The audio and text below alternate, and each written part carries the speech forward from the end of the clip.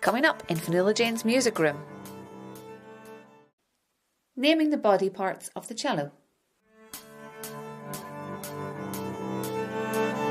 Learn and play and have a good time. Fionnuala-Jane's music room. Hello and welcome to my music room. My name is Fionnuala-Jane. In today's lesson we're going to be talking about the parts of the body, getting to know your cello. And we're going to start from the top and work our way down to the bottom. If you think I've forgotten something, do put it in the comments below and I will try and answer. So at the very top we have this fantastic shape which curls around and around. It's just decorative, this section.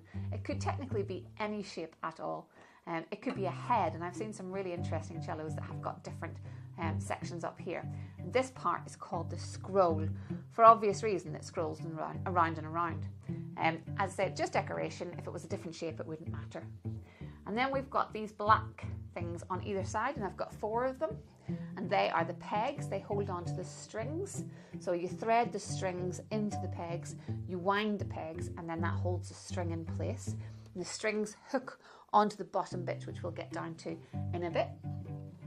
And then we've got the neck of the cello, and at the bottom of the neck we have the shoulders, and then we've got the main body of the cello, and then we've got these lovely scallop shapes. These are the ribs. And what are the ribs for? Well, the ribs are to allow your bow to move across without hitting the side of the cello.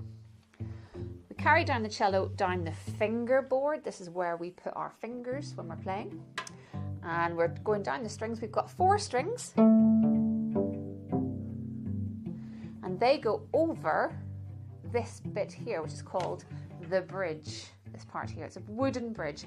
It's not glued down, and nor should it be. The only thing holding this bridge up is the tension of the strings pushing it down. I have this little black thing attached to my strings, which is called a mute, and it allows me to mute. It sits on the bridge, just like that, and it mutes the sound a little bit. Then we have the tail piece, which is just this bit here, where we have the adjusters or the tuners, the fine tuners. So when we get the strings to the correct pitch, we start off winding them up at the pegs, and when they're close to the right tune or the right correct pitch, then we use the fine tuners or the adjusters to do that last little bit of tuning. Then right at the bottom we have the peg, the end pin or the spike, and it can slide in and out. Mine can go all the way out. Woo! It's really long. I don't think I would ever need it quite that length. I usually have mine just slightly longer than my hand by about 2 inches, just slightly longer. It depends on what chair you're sitting on. Some chairs are slightly lower or higher than others.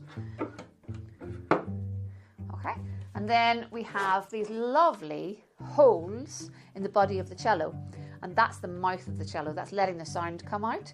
So these are in the shape of fancy F for Fionnuala, F holes. And then we have the body of the cello, which is hollow inside. It needs to be hollow to allow that sound to go into the body of the cello, reverberate around, and then come out the mouth or the holes of the cello. And then finally, if you look inside the cello, just underneath the bridge, you might see this pencil-shaped piece of wood. It's a little bit like a dowel or a post, and that's a really important part of the cello. It's called the sound post.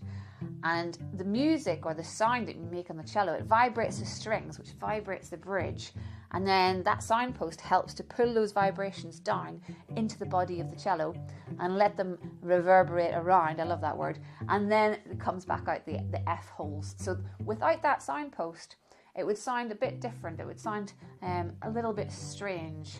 You would know if your signpost had fallen over because you would hear it rattling around at the bottom. And they do sometimes fall over because, again, that's not glued in place. The only thing holding that signpost in place is the tension.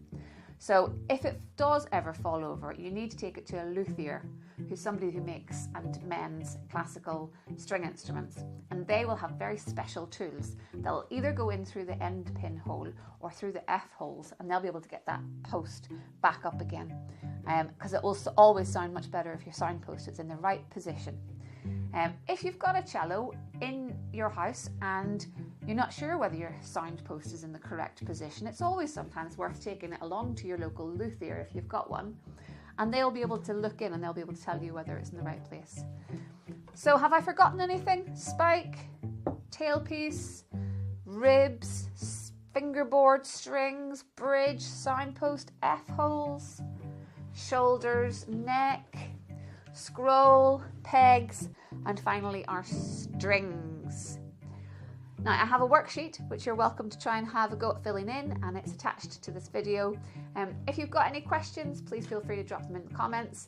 If you think I've forgotten any part of the body of the cello, please do let me know. I'm always interested in hearing other people's ideas about what things are called. Maybe you've been taught something slightly different.